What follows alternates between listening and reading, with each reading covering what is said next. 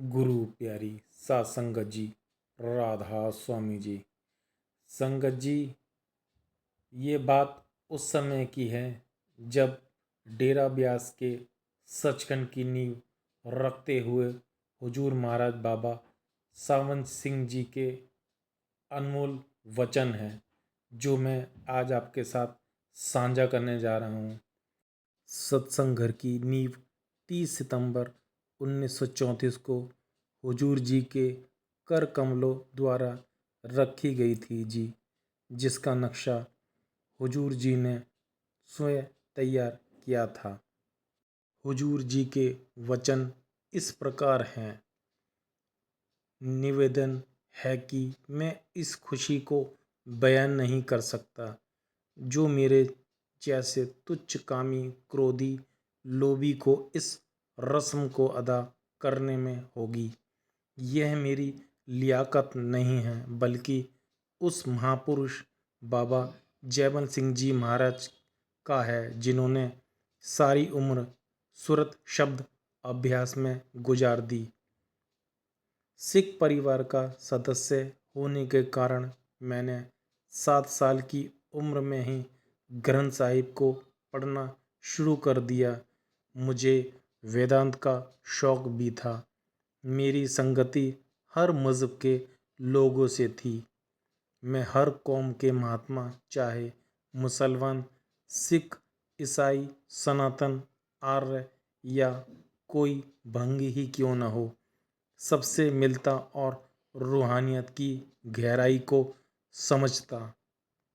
22 वर्ष बीत गए मगर पूर्ण महात्मा नहीं मिला जो मेरे सवालों का जवाब देकर मुझे संतुष्ट कर पाता। पूछने पर सब कहते कि समय जब आएगा तो वह खुद ही मिल जाएगा, क्योंकि वह खुदा जिससे मिलना है खुद ही आकर मिलता है। आखिर एक दिन वह वक्त आ गया। मैं पाकिस्तान में XEN के बंगले से काम करके आ रहा था कि महाराज बाबा जी अपने एक शिष्य के साथ मेरे पास से गुजरे।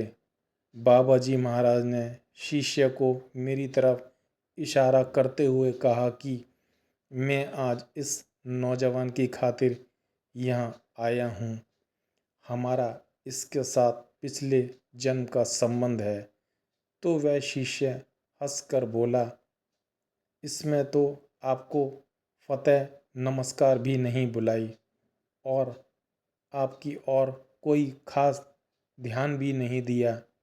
बाबा जी ने फरमाया, अरे इस बेचारे को क्या पता, आज से चौथे दिन यह मेरे पास अपने आप ही आ जाएगा।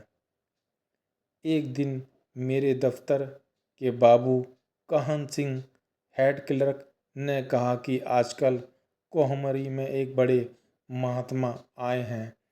आप महात्माओं के खोजी हो, सो आप भी उनके दर्शन कर लो। मैं बाबा जी के दर्शन के लिए जब पहुंचा तो बाबा जी सत्संग कर रहे थे। सत्संग सुनकर वर्षों की प्यास बुझ गई। मैं दूसरे दिन फिर सत्संग सुनने आ गया। सारे प्रश्न खत्म हो गए थे और बाबा जी से नामदान की अर्ज की तो उन्होंने कहा कि और सोच लो, समझ लो, लेकिन उनके व्यक्तित्व ने मुझे मोहित कर लिया था। 4 दिन बाद बाबा जी ने नाम की बख्शिश कर दी। बाबा जी अविवाहित थे। उन्होंने सारी उम्र शब्द अभ्यास में ही बिता दी। आज जो कुछ हो रहा है उनकी रहमत से ही हो रहा है। मैं तो बतौर सेवक हूँ उस महापुरुष का जिसने मुझे अपनी साथ संगत की जूतियाँ झाड़ने की सेवा बख्शी है। अपने महान सतगुरु की यह गुरु भक्ति, प्रेम और अत्यंत नम्रतापूर्वक वचन सुने सबके गले रुंध गए, आंखें नम हो गई। सारी संगत भाव विभोर हो गई। इस हृदय स्पर्शी भाषण के बाद फिर सद्गुरु दीनदयाल जी ने अपने हाथों से इस सत्संग घर की नींव रखी।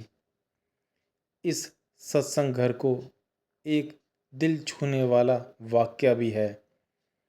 मुल्तान का एक मशहूर और भक्त कारीगर निजामुद्दीन इस सत्संग घर को बहुत ही लगन प्यार से बनाने में लगा रहा। हुजूर जब भी उसे अपनी मजदूरी लेने को कहते तो कह देता कि काम ख़त्म होने पर इकट्ठी ले लूँगा। जब काफ़ी महीने बीत गए तो हुजूर जी ने फिर मजदूरी लेने को कहा। निजामुद्दीन फिर हाथ जोड़कर बोला, मेरे मौला, जहाँ का यह नक्शा है मुझे भी वहीं ले चलो। हुजूर जी ने बहुत समझाया कि और कुछ मांग लो, मगर वह हाथ जोड़कर यही फरियाद करता रहा। हुजूर चुपचाप वापस आ गए। अब जब काम समाप्ति की ओर था तो हुजूर सत्संग घर सचखंड की ऊपरी मंजिल जहां निजामुद्दीन मगन होकर काम कर रहा था उसके पीछे जाकर खड़े हो गए। फिर हुजूर जी ने कहा, आज मजदूरी देने का समय आ गया है। हुजूर जी उसके सिर पर अपना हाथ रख दिया और उसकी सूरत ऐसी चढ़ा दी कि फिर वह नीचे नहीं उतरा। बाद में उसके पार्थिव शरीर को ही उतारा गया। बड़े हुजूर जी कहते थे कि सेवा से फ़ायदा ही फ़ायदा है, घाटा नहीं है जी। तो संगत जी, आशा करता हूँ कि हमारे प्यारे हुजूर महाराज बाबा सावंत सिंह जी के अनमोल वचन आपको अच्छे लगे होंगे और हमें इन वचनों से कुछ न कुछ सीखने को ज़रूर मिलेगा।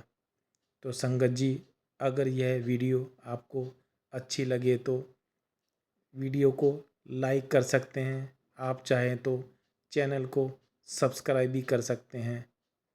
तो संगत जी, जल्दी ही मिलते हैं एक नई वीडियो के साथ। जब तक आप अपना और अपने परिवार का ध्यान रखिए। आप सभी को दोनों हाथ जोड़कर प्यार भरी राधा स्वामी जी।